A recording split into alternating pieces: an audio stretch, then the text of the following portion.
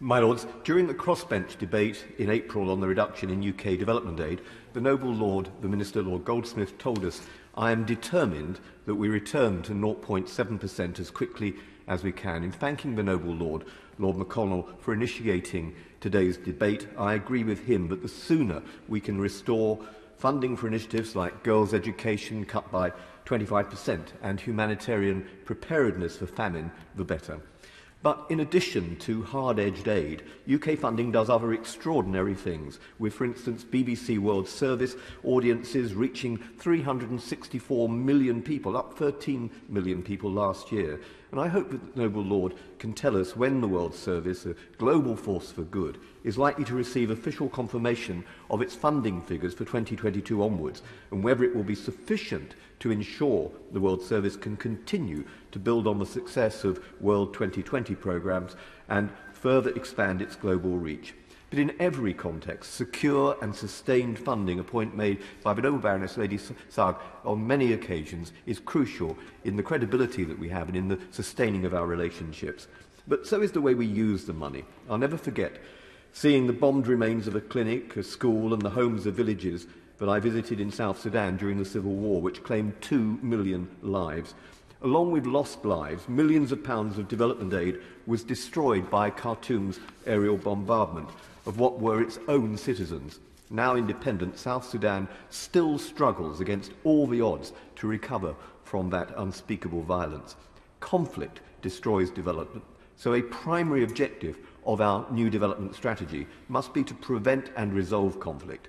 Conflict, my lords, also drives displacement, contributing to the 82.4 million people displaced worldwide, 42% of whom are children and 32% of whom are refugees, an issue the House will debate on a crossbench motion on January the 6th. My lords, how are we using the £400 million earmarked by the FCDO to promote conflict management and resolution, and what progress has been made in developing recently created FCDO initiatives for conflict mediation and stability, and in coordinating all conflict work right across government? Let me give some specific examples of the urgency of this task. I co-chair the All-Party Parliamentary Group on Eritrea. We've held a series of meetings and hearings on the conflict in Tigray. This conflict erupted a year ago and has resulted in thousands murdered, injured, subjected to inhuman and degrading treatment, thousands subjected to sexual violence as a weapon of war. The exact numbers are not known and will not be known until a comprehensive and independent investigation is conducted. In northern Ethiopia alone, more than 7 million people now need humanitarian assistance. In Tigray, more than 5 million people need food, and an estimated 400,000 people are living in famine-like conditions. Assistance there is hindered by the ongoing inability to move cash, fuel and supplies into the region. No aid trucks have reached Mekelle amid continued airstrikes. My lords, this catastrophe is man-made. Only today, the Africa Minister, Vicky Ford, wrote to me to say, her words, the situation in Tigray is catastrophic. Tomorrow, the United Nations Human Rights Council will host the 33rd special session focused on the human rights situation in Tigray, and will consider a mechanism for monitoring and investigating human rights violations in the country. The mechanism would preserve evidence of those atrocities and, where possible, identify those responsible, a crucial step towards justice and accountability. Yet I'm told that a lack of funding may delay its establishment.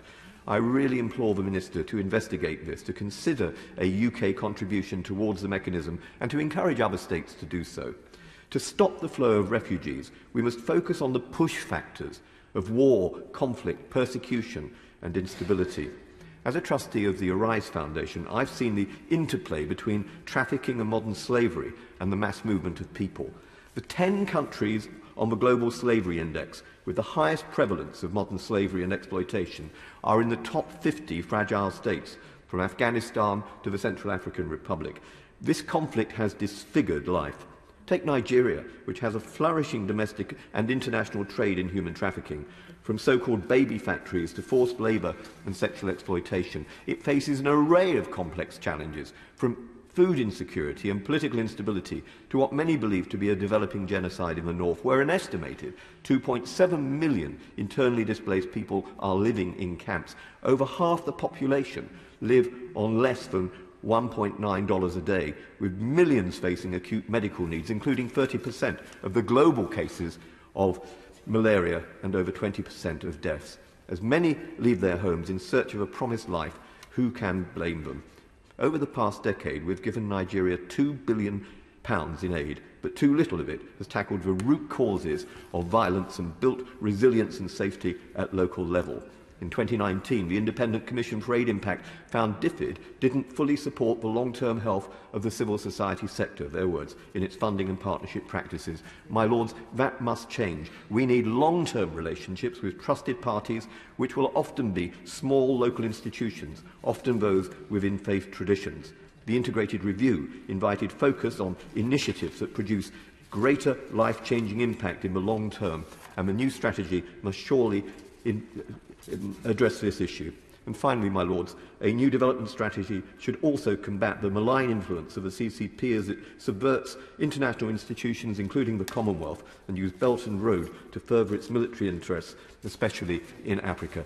My Lords, if the government do address some of these things, and if those initiatives receive commensurate funding, it will deserve our support.